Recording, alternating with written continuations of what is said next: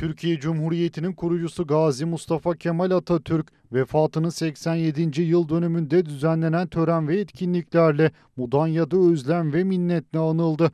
Mudanya Kaymakamı Ayhan Terzi, Belediye Başkanı Deniz Dalgıç, Cumhuriyet Başsavcısı Gökhan Aydoğan, protokol üyeleri, gaziler ve vatandaşlar katıldı.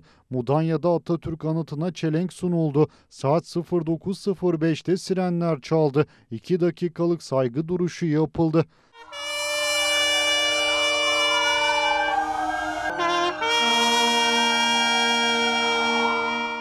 Sabah törenin ardından Şehit Ömer Halis Demir konferans salonunda öğrenciler şiir ve müzik dinletisiyle sahnedeydi. Son bakış tiyatral gösterisiyle Atatürk'ün özgürlük ve bağımsızlık mücadelesi anlatıldı.